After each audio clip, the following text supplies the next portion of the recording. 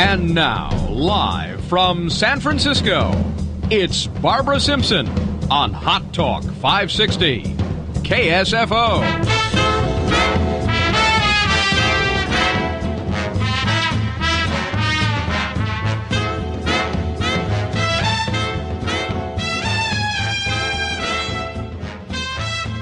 Hour number 2 right here on Hot Talk 560 KSFO. My name is Barbara Simpson. I am the babe in the bunker, and I am with you Saturdays and Sundays right here on this here radio station at 560 on the AM dial. I invite you to be part of it. I mentioned earlier we're going to have a guest for part of this hour, and I'm really delighted because it's about something that, quite honestly, as I mentioned to you earlier on KSFO, it's something I just learned about myself and quite by accident. As you know, I've done a lot with you here on KSFO and my program over the years about education.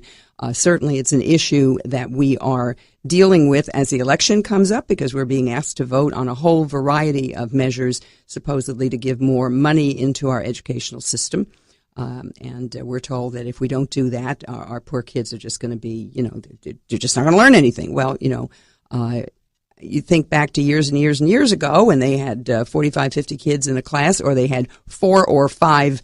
I went to a 2-room country school. When we moved out into the country in New Jersey, there was a country school out there, and that they didn't have a centralized school. A few years later, they built one, so we all went to the regional school. But at that time, they had literally 2-room schoolhouses, and you had 4 grades in each room.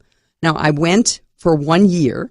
And then my parents decided they wanted me to go into the town school, so they paid tuition for me to get on the school bus and ride into town and go into the other schools in town, which were probably better than the one I was in. But for years and years and years, we didn't have classrooms of 18, 20, or 22 kids.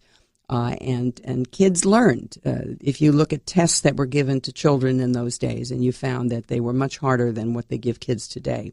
I went to a school board meeting a few weeks ago and found out that in this particular town, in the East Bay, town of Moraga, but it's going on all over the state, they are implementing what is called the Common Core, or the core curriculum. And it was news to me.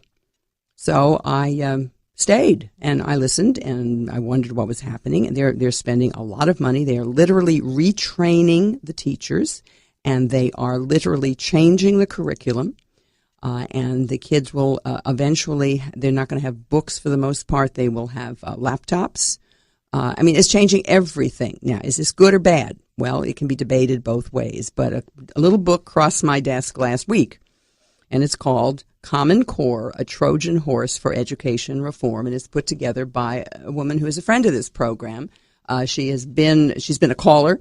I've met her a few times, and she works very hard. She is state president of California Eagle Forum, but she put this book together, and I thought, you know what?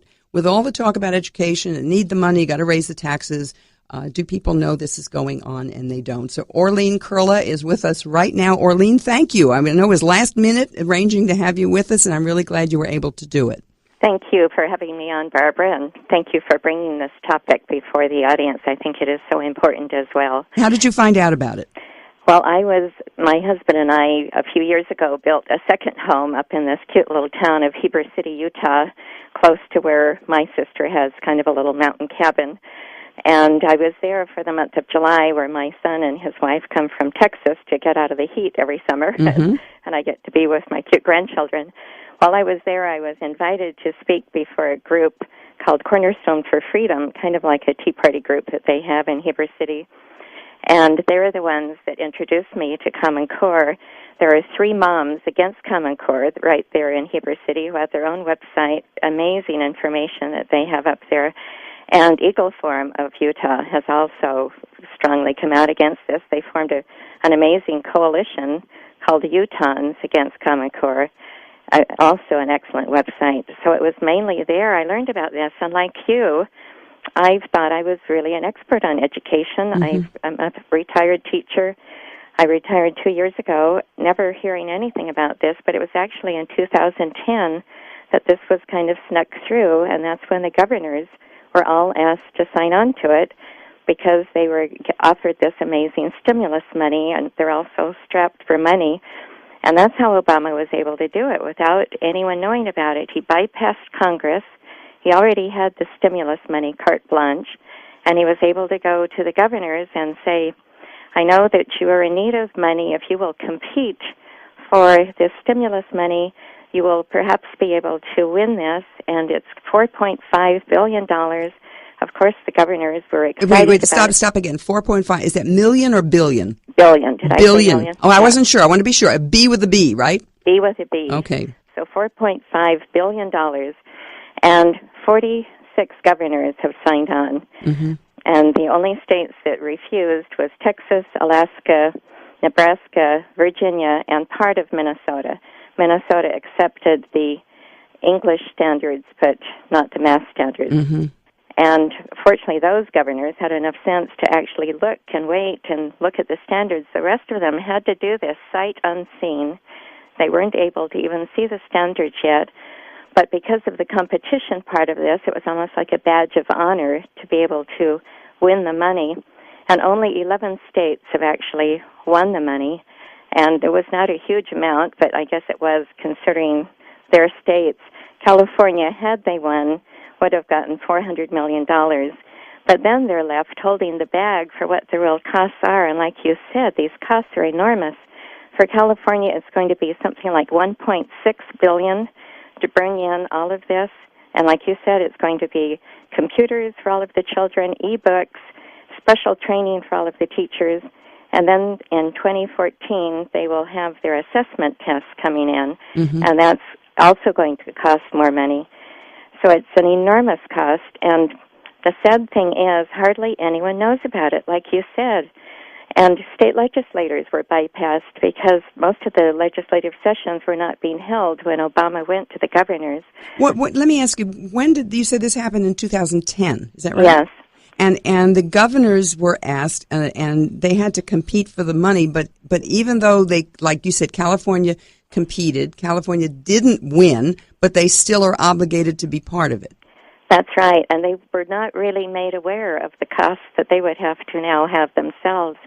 But since they've signed on, and it's kind of a big to-do now, and there's an amazing website that is promoting this, and it's made to be the most elaborate, wonderful education program, and of course they praise it. They say that it's improving the standards. Actually, it's not at all. I have in my book quotes from experts that were actually part of the review committee for mm-hmm. the Common Core standards, and these are professors from various universities, and they say that it's just the opposite. It's lowering the standards. It's not improving them. The lady that was on, her name is Sandra Stotsky. She was from the University of Arkansas, and she is an English major, and she was appalled at the standards and said that it was really going to be lowering them. And also a man who was the expert on the math standards, when he was part of the review committee, he said that the math is going to be much lowered. Mm-hmm. It's not any better than some states, but it's actually much less than other states. It's postponing algebra till the 9th grade when it's traditionally taught in the 8th grade. So that moves calculus, so it's not even there in the high school anymore. And then it's teaching a form of geometry that is archaic and never taught before except in the Soviet Union, and they threw it out. So they're actually eliminating some subjects from the high school curriculum? You said they're not going to have calculus anymore? That's how it will prove to be when they've postponed teaching algebra till the 9th grade. Mm-hmm. And that just makes it so that calculus will no longer be in the senior class when most kids have taken it. And then what it is doing to English literature, and that was my major in college, so that is really appalling to me. And you said that you have been a teacher in your career, so you know of what you speak in terms of classrooms. Yes. And the Common Core Language Arts curriculum lowers the standards. So right now, what it used to be was 80% of English was classical literature. It's lowering it to 50%. And the rest will just be informational text, such as reading a computer manual. And why is that so bad? Because you learn so much from classical literature. That's how you learn how to make wise decisions. You learn the difference between right and wrong. you learn what a Trojan horse is. Well, now we know why they're eliminating it. They don't want you to know the difference between right and wrong, and they don't want you to be able to think for yourself. Exactly. And there's a quote that I have in my book from Anthony Esselin. He's a professor of Renaissance English literature at Providence College in Rhode Island. And he says, what appalls me the most about the Common Core standards is the cavalier contempt for great works of human art, thought, and literary form. We are not programming machines. We are teaching children. We are not producing functionaries, factory-like. We are to be forming the minds and hearts of men and women. He said, frankly, I do not wish to be governed by people whose minds and hearts have been stunted by a strictly utilitarian miseducation. But doesn't that reflect the kind of thinking that you hear from the Democrat politicians, certainly from the Obama campaign, where they're dealing with the situation that we have to retrain our children to do these jobs, or whether the veterans are coming home from the war and we have to retrain them into these kinds of jobs that you're talking about. They're very rote kind of a sort of assembly line jobs, not jobs where you're going to be creative or thinking or even being a really good teacher. Because from what I saw of the meeting I attended, now this was a public meeting for the school board, but it was open to the public, and I was of the public watching. They were describing how what they're doing now is retraining the teachers on how to teach. They are, and I've spoken to some of the teachers who are going through this retraining, and they're appalled at what they're being forced to do. Teaching, for example, the Gettysburg Address, they're to have the children read it in a monotone voice without any expression, as if they were little robots. And they can't understand either why this is being asked of them. And then teachers are also being told, my daughter-in-law, who teaches in San Diego in the 3rd grade, has taught for 10 years, is an excellent teacher. They're being told they have to throw out all of their old files. They have to totally go with everything new, and if they try to go back to their old files, their job is in jeopardy. Wow. And it's just so absolutely totalitarian. And I've spoken to a teacher here in Sonoma County who's been told the same thing in high school. So it's just amazing what teachers are being forced to do to go through all of these changes. And this is really a program that's never been tested. However, it has. It was tested in Chicago. And that's one of the reasons why the teachers were having their strike in Chicago. But they were not allowed to talk about that. They were told that they could only strike on grounds of wanting more money. But I went on to a liberal website, Amy Goodman, who was interviewing the teachers, and they were saying their main reason for striking was because this national program of Race to the Top and Common Core was tried in Chicago under Arne Duncan, who is now the Secretary of Education for Obama, and it was a failed program. Even the Chicago newspapers called it a failed program, but yet we are now having to implement a program that was tried and tested there, failed, and our teachers now are being forced to teach it throughout our whole nation. Where did this originate? Is there one or two, or are there one or two people sort of responsible for putting this bug in the ear of Duncan and certainly the Obama administration? Because that's where it's coming from. When it comes from Washington, it's coming through the administration. That's true. According to Charlotte Iserbyt, who wrote the huge fat book, The Deliberate Dumbing Down of America. She's great. I've had her on my program. She is. We've had her come and speak for us as well. She said that this is just the culmination of many other programs. The one that was with George Bush Sr., America 2000, and then Clinton, Goals 2000, and then George Bush Jr., No Child Left Behind. That they're all building up to this, and also the School to Work program. This is all being implemented now under this new Common Core curriculum. So it's just they kind of build on each other, and how they also got the governors to sign on. They had a waiver offer for them to get out of No Child Left Behind because that had such rigid regulations and high goals that they just couldn't meet because every child was supposed to reach a certain limit, and you just can't do that. We are not little machines. That's right. And so they were able to apply for this waiver if they would go along with the Common Core standards. And there was also another sneaky thing. They were able to get out of having, or there was a threat that they would lose their Title I money if they did not sign on to Common Core. So they had waivers, they had threats, they were being coerced, and yet if you go to the Common Core website, they say it's all voluntary. Well, it wasn't. These governors were really coerced into doing what they were doing. Let me ask you this, and I understand that the legislature, for example, of California, was not involved in this decision. Did it happen? Who was governor then? What year was it again? 2010? So we're talking about Brown? Yes. So Brown did it. Yes. The legislature did not. That's right. The people don't know. There's been nothing that I have ever seen in the newspapers which elaborate on this at all. I'll be honest with you. I don't read everything. I don't claim to, but I do a pretty good job of looking. I haven't seen it. Are there no politicians on either side of the aisle who look at this and say, wait a minute, this is not such a good idea? Well, they are starting to come up with some now, and that's what I'm hoping in this election, because Mitt Romney has strongly come out against this, and I was so excited that he even knew about it. Yeah. And they're asking all of us, as we call our people running for school board especially, to call them and ask them what they know about Common Core curriculum, and that's what I have done here in Sonoma County. And it was amazing how several of them had never heard of it. I'm not surprised. But those who had, one lady said, this is like a freight train. There is no stopping it. Well, I've heard that before, and we were still able to stop things. In the last chapter of my book about There Is Hope, I tell about the horrible class test that was in California. Do you remember that? I do. Tell the audience briefly. It stands for the California Learning Assessment System.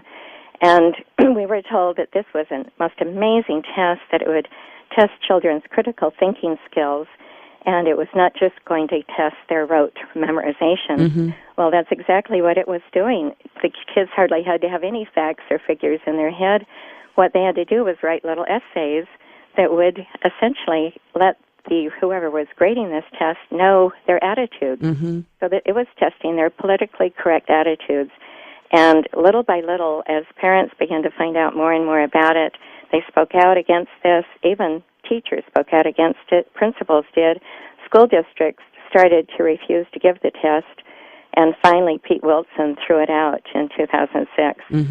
So it shows, and we were told there was no stopping this. And that's what I am so afraid, that the test coming, the assessment test, and being given in 2014, will be something similar, because we're already being told it's wonderful. It's going to test critical thinking skills. Well, a red flag always goes up when I hear that word.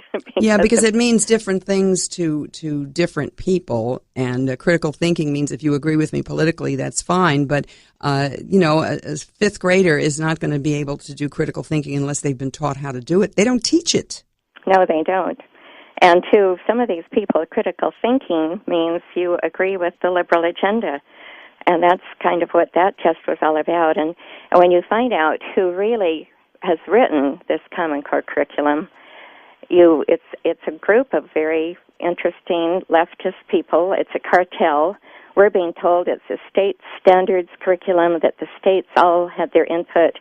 Well, they had their input, what I believe was done by the Delphi technique. This was already written, and the school boards were allowed to send representatives from their various states, and they were kind of given a suggestion box input, but it was really written by an expert panel of a cartel of the National Government Association, the Council of Chief State School Officers, and then the NEA, the FTA, the ACT, and the College Board were in on this. A very progressive group called Achieve was part of this, and other people that were very high up in the Obama administration. Wasn't Bill Ayers involved in this, in his organization as well? Yes, he's definitely had his input, and this lady that was really in very much she was going to be nominated by Obama to be the Secretary of Education, but she was just too liberal, and so they ended up putting Arnie Duncan in her place. It was almost bad enough. That's right. And she's kind of behind the scenes doing the writing of it. Her name is Linda Darling Hammond. Have you ever heard of her? Vaguely. I can't place it specifically. She's actually an education professor at Stanford, but she is so far left that even the Democrats refuse to support her in this, and so Arnie Duncan ended up. But she is behind the scenes writing the curriculum as well as writing the assessment test. And it takes a while to dig all of this and find her, but she has very much her input. And Bill Ayers said that she is the most marvelous expert in education. And then you also find out who is financing it, and that is, of course, Bill Gates Foundation. The Bill and Melinda Gates gave $100 million towards Common Core. But why? They stand to benefit from all those computers being in the schools. And then you also find out, have you ever heard of the Pearson Foundation? No. This is the most amazing publishing company, the largest in the whole world now. They originated in England, but they have taken over all of the fiction publishing companies as well as the education publishing companies.